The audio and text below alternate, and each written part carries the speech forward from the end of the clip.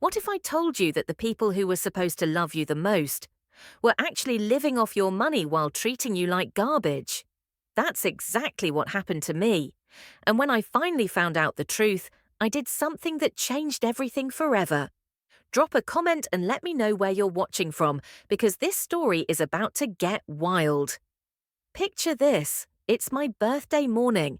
I'm 39 years old, and I wake up to the same disappointing text message I've been getting for 5 straight years. Word for word, exactly the same. Happy birthday, sweetheart. Sorry, we're swamped today. We'll catch up soon. Love you. Swamped. That's the word my mum always used. Not busy, not tied up, swamped. I'm barely awake making my morning coffee when Instagram decides to punch me in the gut. There's a gorgeous photo of my younger sister Emma, beaming like she just won the lottery. She's sitting on this stunning oceanfront terrace with a brand new designer bag in her lap. The caption from my mother: spoiling my precious girl for her early birthday celebration. She deserves the absolute best. The location tag read Charleston, South Carolina, the same luxury beach house they'd been renting every summer for years. Here's the thing that made my blood boil. My birthday is in June. Emma's birthday is in August. They weren't swamped. They were on vacation, celebrating her, ignoring me, again. This wasn't new. This was my life. I was the responsible daughter, the one who earned a full scholarship to college, the one who bought her own car, paid her own bills, never asked for handouts. Emma was the delicate one, the one who always needed saving, supporting, and apparently expensive gifts. My fiancé Jake walked into the kitchen, took one look at my face, glanced at my phone, and asked the question that broke something inside me. Are you exhausted from always being the strong one? And that's when everything came crashing down. All those years of swallowing my hurt, making excuses for them. They're just forgetful. Emma's going through a rough patch.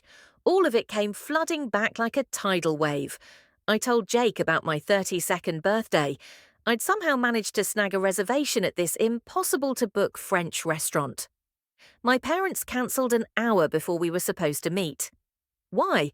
Because Emma had a terrible day at her job and needed my mum to come comfort her. I told him about my dental surgery. My mum promised she'd drive me home afterward.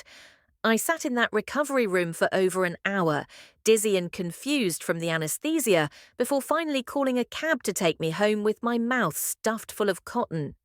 Her excuse later? She lost track of time, but the memory that still felt like a knife in my chest was the day I lost my baby. The doctor said I could go home, but I shouldn't be alone. I called my mum, crying. She promised she'd be right there. 2 hours later, I took the most heartbreaking ride of my life, curled up in the back of a taxi, trying not to fall apart. When she finally texted me the next day, it said, "So sorry about yesterday. I thought you'd probably want some space." Jake just listened, holding my hand tight. His quiet support was the only real thing in my life, and it made the emptiness from my family feel like a black hole threatening to swallow me whole. But this time was different. 5 years of identical birthday texts, the obvious lie, the designer bag. This wasn't just neglect anymore. This was a deliberate choice. They were actively choosing to erase me from their lives. I picked up my phone, my hands trembling. I opened my mother's text message. For years, my response had been the same cheerful, understanding reply. Not this time. I typed 5 words that terrified me. "Don't bother calling. I'm finished." I hit send. The reaction was immediate and explosive. My mother's response came within seconds.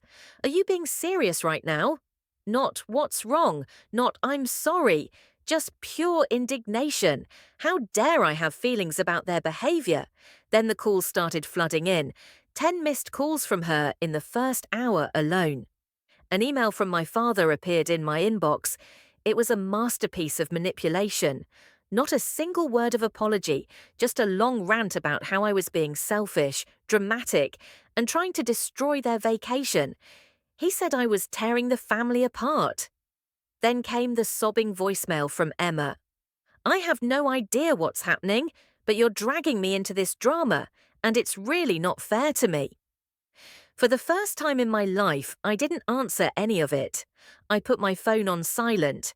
I didn't try to fix anything. I didn't try to smooth things over. I just let their chaos exist without my participation. The silence was deafening, but it was also incredibly powerful. A week later, an invitation showed up in my mailbox. It was for my father's retirement celebration. Tucked inside, in my mother's perfect handwriting, was a little note. "Let's put this whole thing behind us and be a family again. Please come." A guilt trip wrapped in fancy cardstock. The pressure was crushing. Part of me, the part that had been trained for 39 years to keep the peace, wanted to give in. I actually started writing an apology text that I didn't owe, just to make the noise stop. Then two things happened that changed everything. First, I got a call from my aunt, my mum's sister. "Honey, your mother called me. She's so concerned about you," she said, her voice dripping with fake worry. "She said you're well, not well. They weren't telling people I was hurt. They were telling people I was mentally unstable. It felt like a punch to the stomach." Right at that moment, as I was spiraling, an email notification popped up on my laptop screen. It was from the CEO of my company. My heart jumped into my throat. I was sure I was about to be fired, but when I opened it, my hands shaking, it wasn't bad news at all. It was a message praising me for landing a huge client, a deal I'd been working on for months. He specifically mentioned my exceptional grace and integrity under pressure. He said I was the most reliable person on his entire team. Reading those words, that professional validation from someone who saw my actual worth, it was like a shot of pure adrenaline to my soul. It was the armor I didn't know I needed, and I was going to need it. I decided not to go to the retirement party. Instead, I let them call and complain. A few days after the party, my mother demanded I come over for a serious conversation. I agreed. It was time. I walked into my parents' living room. They were all there, Mom, Dad, and Emma, a united front of disapproval. My mother started immediately. "This has gone on long enough. You've made your point. Now it's time to stop this nonsense. I need you to sign the quarterly transfer papers from your grandfather's trust." She said it so casually, so dismissively, like she was asking me to pass the salt. I looked at her, then at my father, then at Emma, who was scrolling on her phone. They had absolutely no idea. They truly had no clue. I reached into my bag and pulled out a folder. I placed it gently on the coffee table. "The Henderson Family Trust," I said, my voice calm and steady in the suddenly quiet room, "was established by Grandpa before he died. He made me, not you, the sole trustee." I let that sink in for a moment. He did it because he said I was the only one who understood that money was a tool, not a toy. For the last 10 years, as the trustee, I have authorized quarterly payments to fund this household, to pay for the mortgage, the cars, the vacations. I paused and looked directly at Emma. The designer bags. The silence was deafening.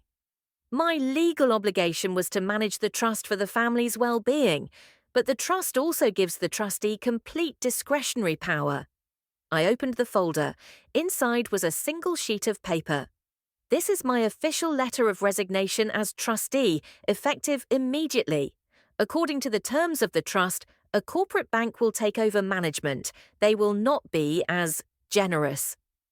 The silence that followed was absolute. The colour drained from my mother's face. My father's jaw went slack. Emma finally looked up from her phone, her eyes wide with dawning horror. For the first time in my life, they were actually looking at me, really looking at me, not as their difficult daughter, but as the person who had been silently holding up their entire world. And had just let it go. My mother was the first to speak, her voice a strangled whisper. "You can't do this." My father found his voice. "This is our money, our lifestyle." "It was Grandpa's money," I corrected him gently, and he entrusted it to me. I spent a decade making sure you were all comfortable. I stood up, my body feeling lighter than it had in years. For years, I felt invisible in my own family. The irony is, I was the one keeping it all together. I'm not doing it anymore. My peace is more important. I walked to the front door, and for the first time, no one's angry words could reach me. I closed the door behind me and didn't look back. That was 6 months ago. The aftermath was messy. Angry letters from lawyers, tearful calls I didn't answer. But eventually, it all faded away. The noise stopped. A few weeks ago, I got an email. It was from Emma. Just 3 sentences. "I'm sorry, I never saw it. I'm trying to now." It was the first honest thing she'd said to me in years. I read it, felt a small, quiet release in my chest, and then I archived it. Forgiveness, I'm learning, doesn't always require a reunion. I'm sitting here now in my apartment. It's peaceful. Jake is making dinner. Last month, I took that solo trip to Arizona I'd always dreamed of. I bought myself a beautiful, comfortable reading chair and put it right by the window. I'm not invisible anymore. I didn't need them to see me. I just needed to see myself. The silence I used to be so afraid of doesn't feel like loneliness anymore. It feels like peace. Thank you so much for listening to my story. It wasn't easy to share, but it felt important. I have to ask, have you ever had to choose your own peace over a toxic family situation? Drop your own stories in the comments below. I read every single one. And if this story hit you in the feels, please smash that like button and consider subscribing for more real-life stories. It would absolutely make my day. Until next time, remember, your peace is worth more than anyone's approval.